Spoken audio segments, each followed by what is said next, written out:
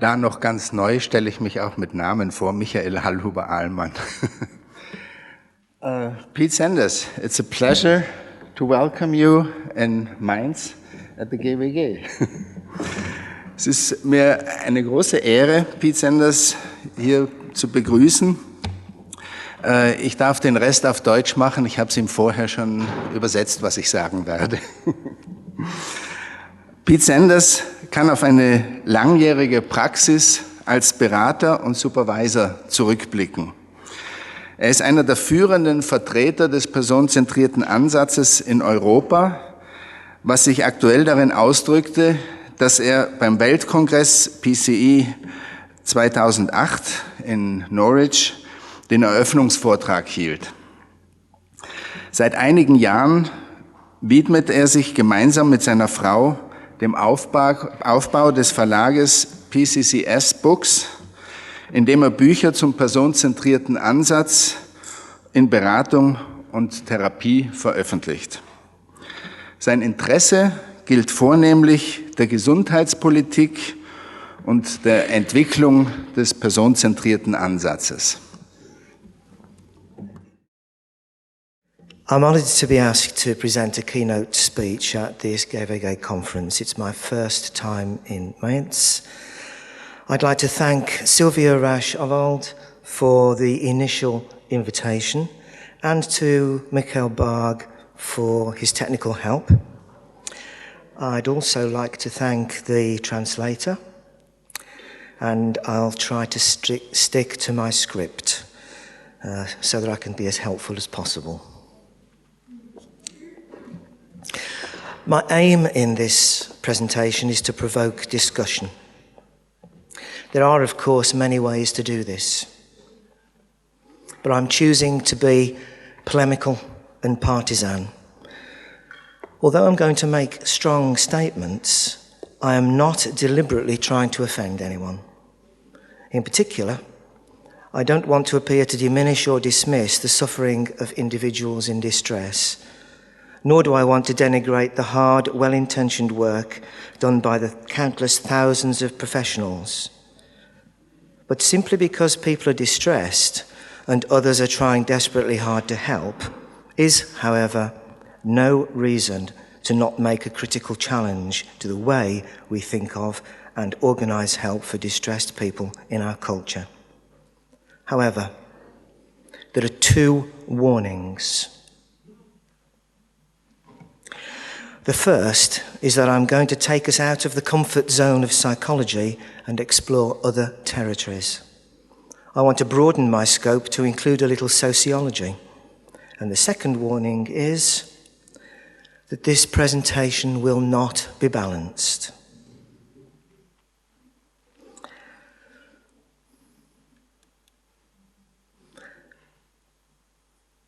I do aim to have a certain nuisance value, like something you tread in and you can't scrape off your shoe. I want to start with a quote from Carl Rogers. This is from a speech given to an American Psychological Association convention in 1972 and published in A Way of Being. In this speech, he reminisces about, quote, the struggle to prove that psychologists could actually carry on psychotherapy. Also, various professional struggles with psychiatry and the efforts to broaden the scope of clinical and other psychologists, and perhaps finally, the efforts to help psychologists become true change agents, not simply remedial appliers of psychic band-aids. I'll say that again, slowly. The effort to help psychologists become true change agents, not simply remedial appliers of psychic band-aids.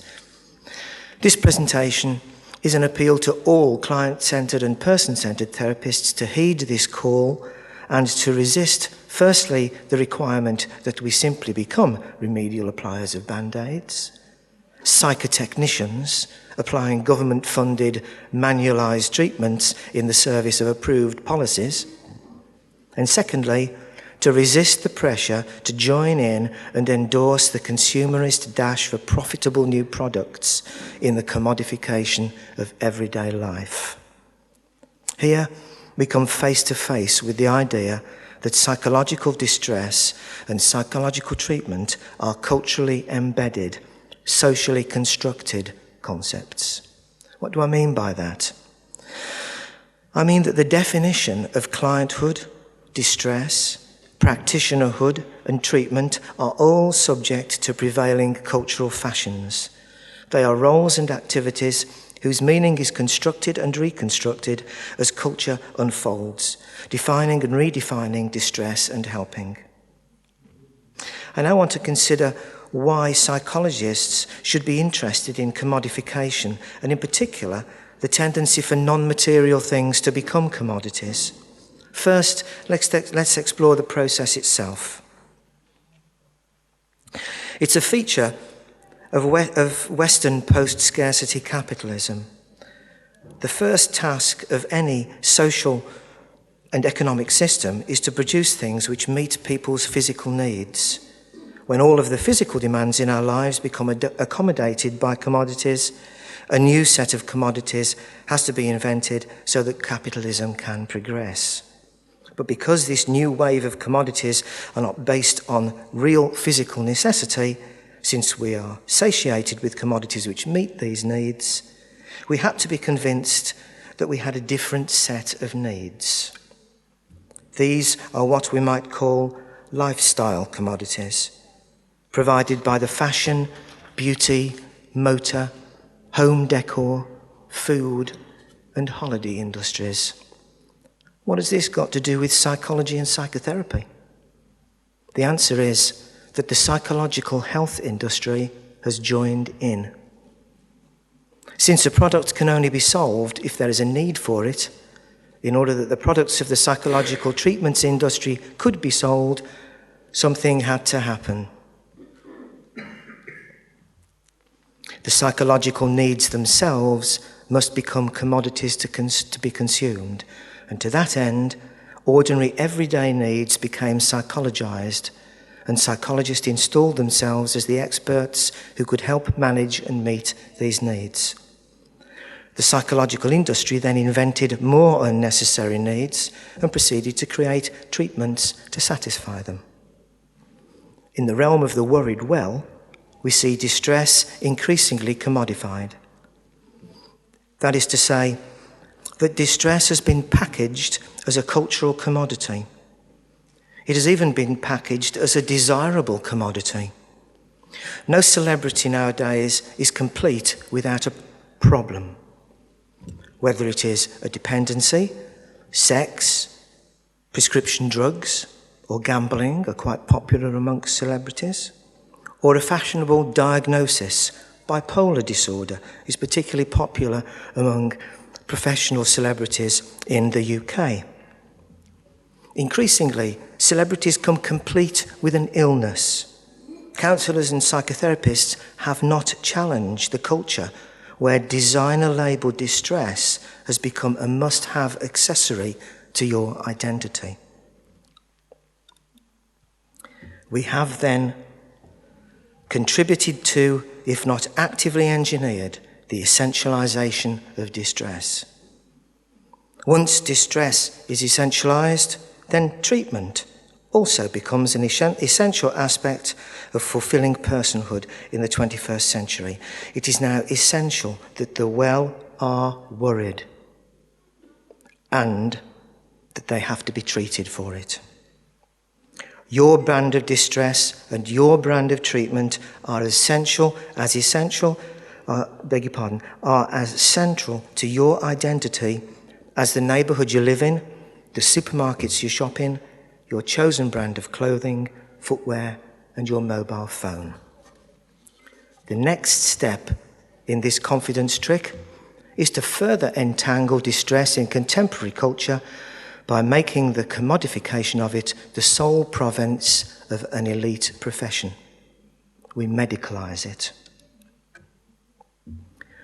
The furtherance of psychotherapy, psychology, and psychiatry is facilitated by this process of medicalisation of everyday life, first described by Ivan Illich in 1976, and I'll return to his work in a moment.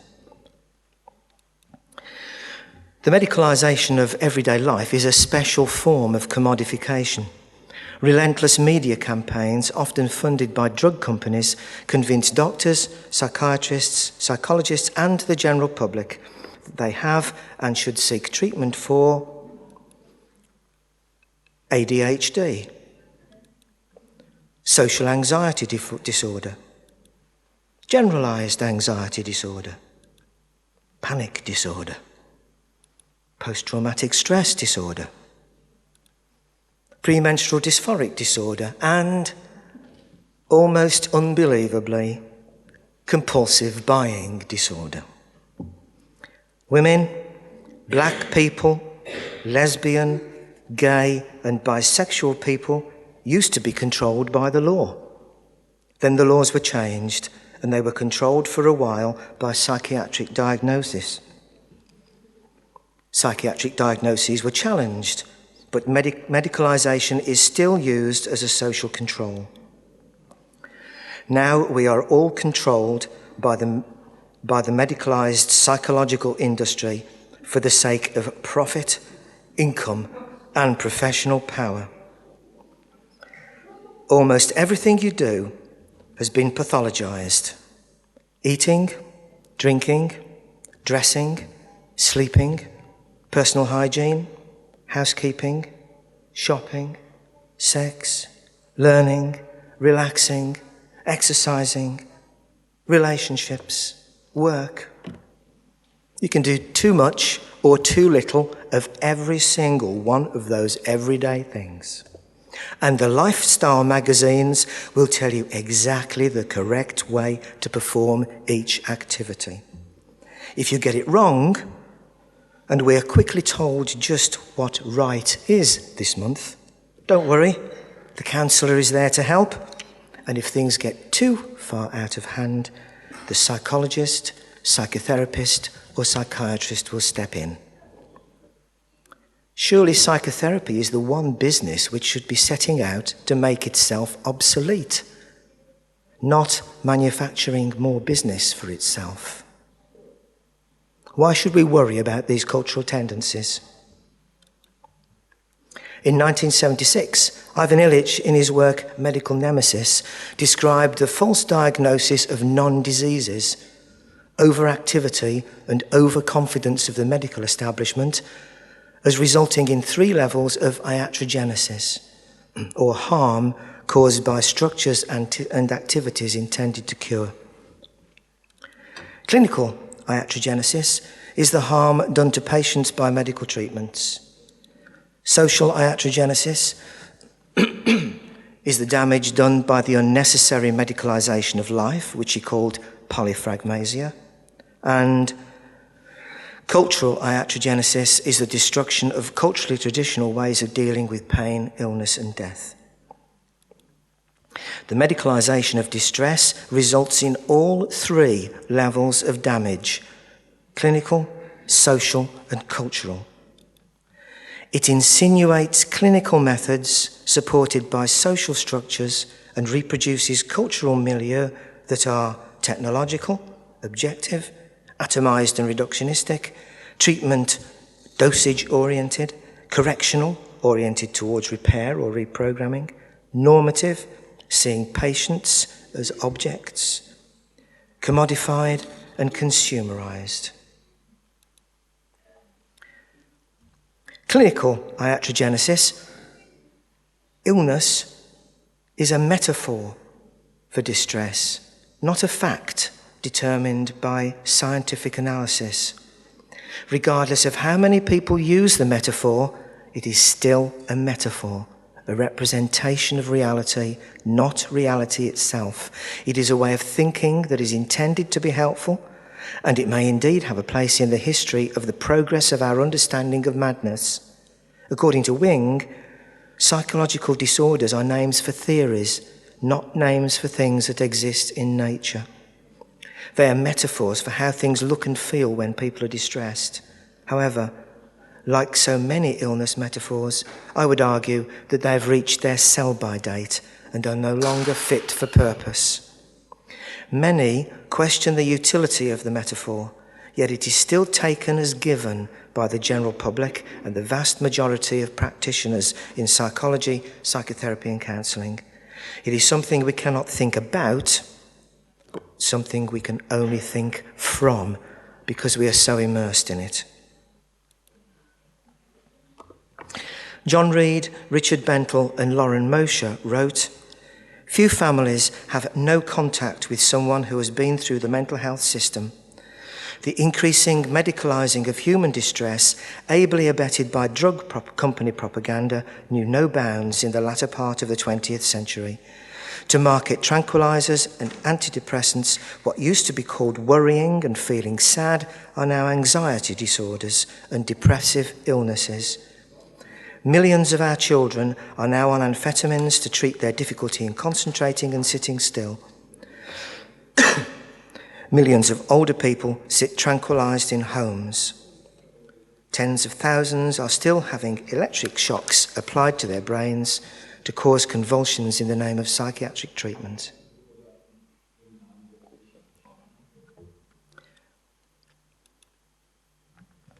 Illness has been used as a metaphor for a lot of things that in hindsight we no longer think of as illnesses.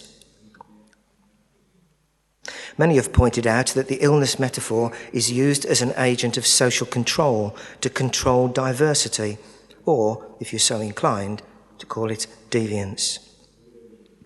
We might take hope when we find that many metaphors have been reassigned over the years, some within my lifetime. For example, many of my friends ceased to be ill in 1973 on the day that homosexuality was taken out of the DSM. Cured. The women's movement struggled and has at least in part succeeded to remove pregnancy, menstruation from the list of approved pathologies associated with simply being a woman. And I say, well, almost, and I'm going off script here for a moment. If you would like to look up the terrible tale of masochistic personality disorder and how that only just avoided getting into the DSM by a whisker, masochistic personality disorder is a disorder that women have that causes people to attack them. So if your husband or partner was liable to be violent, then it's the woman that would be pathologized. Disability, sensory, physical and learning, is no longer seen as a medical condition per se. Disabled people, lesbian people, gay and bisexual people, men, women, transgendered people, we are all different, but we are not ill. Looking more closely at the social model of disability, we find that it has had a revolutionary impact on disabled people, serving as liberatory. It's a key philosophical basis for their movement, and it transforms individual disabled people's view of themselves, meaning that they no longer come to see themselves as tragic, damaged or guilty, but as a group with much to contribute, but who face barriers and discrimination in our society. And the social model of disability is now adopted in official government disability policy, at least it is in the UK. As these examples suggest, illness metaphors are far from benign.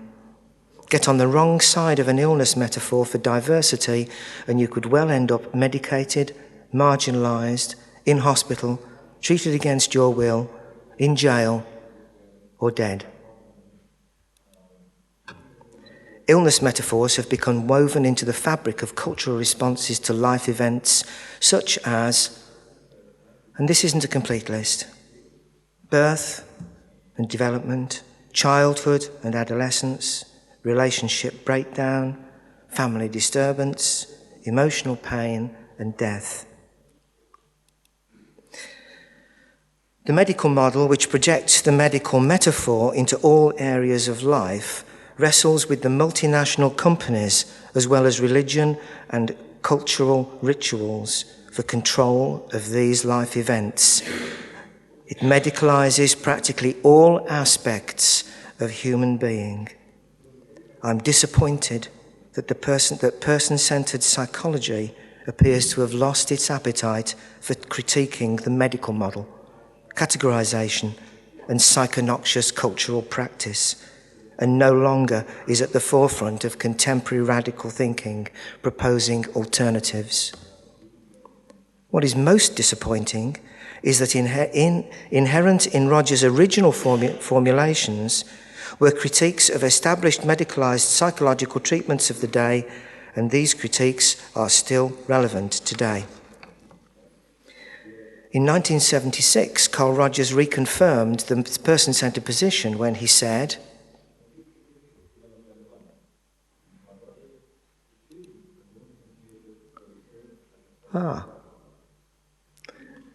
it's coming through the computer as sound as well. His voice is on the computer. We regard the medical model as an extremely inappropriate model for dealing with psychological disturbances. The model that makes more sense is a growth model or a developmental model. In other words, we see people as having a potential for growth and development, and that can be released under the right psychological climate. We don't see them as sick and as needing a diagnosis, prescription to cure, and that is a very fundamental difference with a good many implications.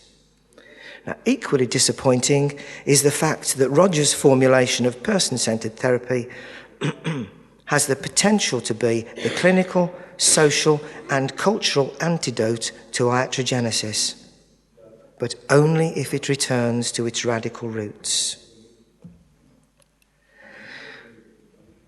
These are some references to demonstrate that I've spoken and written about returning to the radical nature of person-centered therapy for the past 5 years or so. When Rogers unveiled what we now know as client-centered or person-centered therapy on the 11th of December in 1940, he said it caused something of a stir, quote, and he knew he was onto something. In the 1970s, he admitted that it had taken him some time to realize that his work was somehow radical and revolutionary. And because of this reticence, he has been referred to as a quiet revolutionary, more often than not understating the radical possibilities of his work. In the field of applied psychology in America in the 1940s, Rogers was somewhat isolated. It wasn't until the 1960s that the anti-psychiatry movement began to take shape. And by then, Rogers had been offering radical alternatives to contemporary psychotherapy practice for well over 10 years. My take on Rogers' radicalism can be summarized as follows. Rogers' general approach was radical because it started in entirely the wrong place. It started with the client. It started with the client and the primacy of understanding the client's process. Rogers' particular approach was radical because he thought it was unhelpful to stereotype and categorize the client's experience. He was set against diagnosis because it was therapeutically damaging. He thought it was unhelpful to understand the client's process as one of sickness. He thought it was unhelpful to play the expert because he believed that it was the client who was the expert in their distress and their healing. He thought it was helpful to be humble and authentic, to listen and understand and to accept rather than judge, interpret or categorize. He disagreed with the guilt-ridden edifice of psychoanalysis. People are not bad, nor are they children. Adult human beings do not have to be protected from ourselves. He disagreed with the narrow vision of learning theory. People are not limited to learning. He thought human beings grow. We live by growing, and we are constantly changing and adapting by growing. This simple statement contradicted the change process theories of psychoanalysis and learning theory. Clients grow in multidimensional ways, which are frequently, if not entirely, mysterious to the therapist. If client-centered therapy or the person-centered therapy was a gadget that you got out of the box, you read the instructions, this is what the instructions would say. Do not categorize. Do not objectify and see sickness. Be humble. Be authentic. Listen to your client. Accept your client. See their life process as one of survival, maintenance, and enhancement. Facilitate their growth. Do not play the expert. Do not instruct them. Be present with them, human to human, I, thou. Accompany them. You'll not be surprised to find that these instructions were seen as somewhat radical in the 1940s. These instructions were also radical in the 1950s, and the 1960s, and the 1970s, and the 1980s. In fact, these instructions almost seem more radical now than they were then. Rogers was criticised then, and person-centred therapists endure criticism now for much the same reasons. But that didn't prevent him from even more radical activities in support of the fledgling client-centred therapy. Rogers revealed contemporary psychotherapy practice to be a mixture of elitism and mystery. This is back in the 1940s. He drew back the veils by recording therapy sessions on wax discs, transcribing them and publishing them. He outraged the profession by suggesting that lay people, non-medics, could be educated to become therapists. Until then, psychotherapy was a little like a private club of gentlemen psychoanalysts. Rogers further challenged the helping professions by operationalising the hitherto sacred mystery of the helping relationship. He described his groundbreaking necessary and sufficient conditions for therapeutic change, then set about creating a vibrant clinical research department at the University of Chicago to test his hypothesis. In order to do this, he and his colleagues first had to invent psychotherapy process research. They pioneered the use of treatment controls, and the ethos of the research was that it should inform practice. Yes, Rogers was the pioneer of evidence-based practice. This established client-centered therapy not only as the radical new therapy, but also popular and influential. It was the most popular and influential therapeutic approach in many countries around the world. Rogers won awards and was recognized as one of the most famous American psychologists of all time.